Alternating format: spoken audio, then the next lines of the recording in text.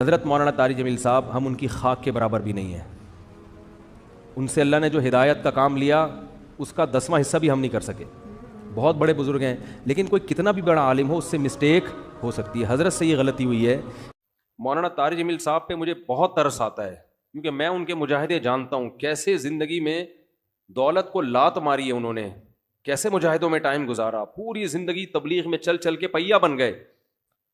آج ہر دوسرا آدمی یہ لینڈ کروزر میں گھومتے ہیں، یہ بھائی وہ کروڑ پتی خاندان میں پیدا ہوئے ہیں، پھر بھی انہوں نے دولت کمائی نہیں، جو کچھ ملا باپ کی وراثت ہے.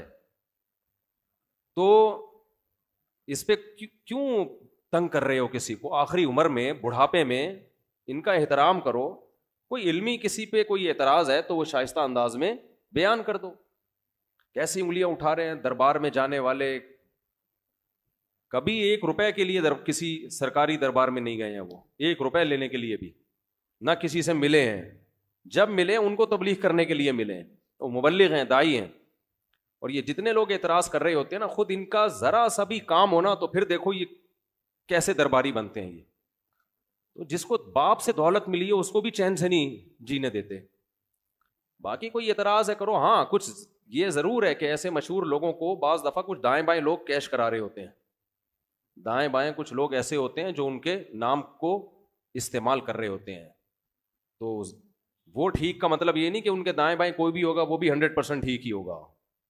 بہت ہم نے بھی اپنے ساتھ دیکھا ہے. ہم تو اتنے بڑے آدمی ہیں نہیں، لیکن ہمارے نام کے منجن لوگ بیچ رہے ہوتے ہیں. ہمارے نام پہ کیا کیا 2 نمبریاں ہو رہی ہوتی ہیں.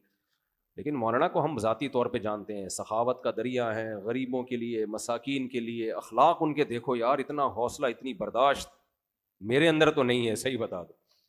عبادت گزار ہیں، تہجد گزار ہیں تو، لیکن طنز دیکھو، طنز دیکھو. ہر دوسرا آدمی مالداروں سے ملتے ہیں، غریبوں سے نہیں ملتے. تم نے ملتے ہوئے دیکھا ہے ان کو؟ غریبوں سے ملتے ہیں کہ نہیں ملتے؟ ان کی ویڈیوز آ جاتی ہیں جب دولت مندوں سے مل رہے ہوتے ہیں. ٹماٹر والے سے ملتے ہیں تو کوئی ویڈیو نہیں بنا رہا ہوتا، کیونکہ پروگراموں میں ویڈیوز بنتی ہے نا، ہر جگہ تھوڑی ویڈیو بنتی ہے. ہیجڑوں پہ محنت کریں تو یہ ان کا حوصلہ ہے. کہتے ہیں دیکھو ہیجڑوں کے پیچھے پڑے ہوئے ہیں. یار تم جاؤ 2-4 منٹ کسی ہیجڑے کے ساتھ بیٹھ کے تبلیغ کرو، اس کو تمہیں اندازہ ہو جائے گا. تو بس کر دو منفی باتیں پھیلانا، بس کر دو. اور پتہ ہے یہ منفیت بار بار، وہ بھی برا، وہ بھی برا، وہ بھی برا، وہ بھی ایسا، سب خراب ہیں، یہ صحیح ہیں 4-6 آدمی بس دنیا میں جو کمنٹس کر رہے ہوتے ہیں نیچے. منفی سوچتے رہنے سے نا انسان ڈپریشن کا ڈبہ بنتا ہے اور تھوڑے دنوں میں اپنی موت خود ہی مر جاتا ہے. مثبت سوچنا سیکھو، پازیٹیو سوچنا سیکھو. سمجھتے ہو؟ وہ انٹرویو لیا نا ان سے پوڈ کاسٹ میں کہ آپ تو سادگی کی تعلیم دیتے ہیں اور خود آپ گاڑیوں میں گھومتے ہیں. تو سلیمان علیہ السلام سادگی کی تعلیم دیتے تھے کہ نہیں دیتے تھے؟ جن کا ہم واقعہ سن رہے ہیں. اور ایسا عرش رکھا ہوا تھا، آگے آ رہا ہے، ایسا تخت، لگژری تخت تھا کہ آپ کی سوچ جہاں ختم ہوتی ہے وہاں سے سلیمان علیہ السلام کا تخت شروع ہوتا ہے. تو دولت رکھنا سادگی کے خلاف نہیں ہے. سمجھتے ہو کہ نہیں سمجھتے؟ ایک صاحب کہنے لگے MTJ کی پروڈکٹ کی قیمتیں دیکھو تو ہوش اڑ جاتے ہیں. تو مت خریدو نا، ساتھ والی غریب والی دکان سے خرید لو. بہت زیادہ قیمت پہ بیچ رہے ہیں تو مت خریدو بھائی. اور وہ کون سا دکان پہ بیٹھ کے بیچ رہے ہیں؟ تو نیچے لوگ ان کا بزنس سنبھالا ہوا ہے، نام ان کا استعمال ہو رہا ہے. اور اگر بیچ رہے ہیں ڈبل ٹرپل کر کے بیچ رہے ہیں تو آپ مت خریدو نا. آپ کا دماغ خراب ہے، وہیں سے لوگے آپ. انہوں نے کہا ہے کہ جو میرے MTJ سے جو خوشبو نہیں خریدے وہ دار اسلام سے خارج ہے. مت خریدو یار، آپ بے وقوف ہو. تو پرسنل لائف میں اس طرح سے، جو میں نہیں کہہ رہا وہ فرشتے ہیں ان سے غلطی نہیں ہو سکتی، کوئی علمی لحاظ سے کسی پر کوئی اشکال ہو تو مہذب طریقے سے کیا جا سکتا ہے، وہ ٹھیک ہے. وہ تو اللہ کے پیغمبر کے علاوہ کوئی بھی غلطی سے پاک نہیں ہے. حضرت مولانا طارق جمیل صاحب ہم ان کی خاک کے برابر بھی نہیں ہیں. ان سے اللہ نے جو ہدایت کا کام لیا اس کا 10واں حصہ بھی ہم نہیں کر سکے. بہت بڑے بزرگ ہیں لیکن کوئی کتنا بھی بڑا عالم ہو اس سے مسٹیک ہو سکتی ہے. حضرت سے یہ غلطی ہوئی ہے کہ انہوں نے ایک بھری محفل میں یہ بتایا کہ گاؤں میں ایک عورت کے 10 بچے تھے تو میں نے اس عورت کو مشورہ دیا کہ آپریشن کر لو. چونکہ یہ ایک نجی مجلس میں بات ہوتی تو پھر تو میری کیا اوقات ان کے سامنے کہ میں ان کو غلطی پر تنبیہ کروں، میری تو کوئی اوقات نہیں ہے. لیکن چونکہ ایک بھری محفل میں بات ہوئی ہے اور ان کی ایک بڑی ویلیو ہے، اہمیت ہے، بہت سے لوگ ان کے اس تبصرے سے، بہت سی عورتیں وہ مس گائیڈ ہو سکتی ہیں اور وہ آپریشن کرا سکتی ہیں کہ بچہ آئندہ نہ ہو. تو حضرت سے یہ خطا ہوئی ہے اور ہر آدمی سے ہو سکتی ہے خطا. ہمیں بات وہ لینی ہے جو اللہ اس کے رسول کی ہے. بات آئیے سمجھ میں؟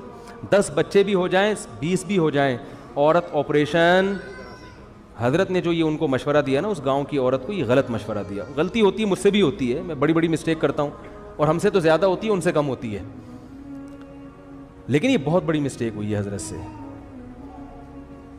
جو کہ ہر ایک سے ہو سکتی ہے، لیکن یہ غلط ہے، حرام ہے. 10 کیا 15 بچے بھی ہو جائیں، آپ حمل روکنے کے لیے آپریشن نہیں کر سکتے، نہ مرد نسبندی کر سکتا ہے. اس کی دلیل کیا ہے؟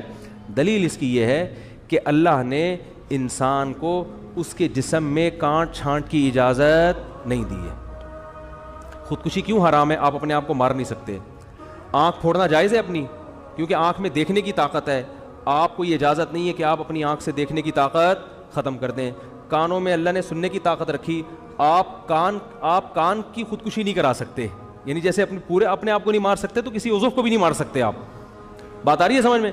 تو اسی طرح یاد رکھو، عورت میں جو اللہ نے قوت تولید رکھی ہے، کوئی ایسا طریقہ اختیار کرنا کہ یہ سرے سے قوت ہی ختم ہو جائے، تو عورت نے اپنے اس عضو کو ناکارہ بنا دیا. تو جیسے آنکھ کو اندھا بننا جائز نہیں آپ کے لیے، ناک کاٹنا کان کاٹنا جائز نہیں، تو اسی طرح عورت کے لیے قوت تولید ختم کرنا حرام ہے، کیونکہ یہ قرآن کے بالکل خلاف ہے.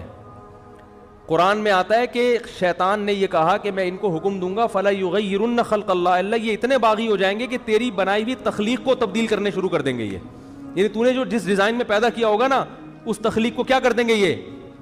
تو عورت میں اللہ نے تولید کی صلاحیت رکھی ہے. عورت وقتی طور پر حمل روکنے کی تدبیر اختیار کر سکتی ہے کسی ضرورت سے، جیسے صحابہ بھی کرتے تھے، لیکن قوت تولید کو کسی قیمت پہ ختم نہیں کر سکتی. یہ پھر اللہ کی بنائی ہوئی تخلیق کو کیا ہے، اور یہ سب کے نزدیک حرام. دیوبندی بھی علماء بھی حرام کہتے ہیں، بریلوی علماء بھی حرام کہتے ہیں، اہل حدیث بھی اس کو حرام کہتے ہیں، کہیں سے بھی فتویٰ لے لو. عرب علماء بھی حرام کہتے ہیں، عجم بھی حرام کہتے ہیں، جامع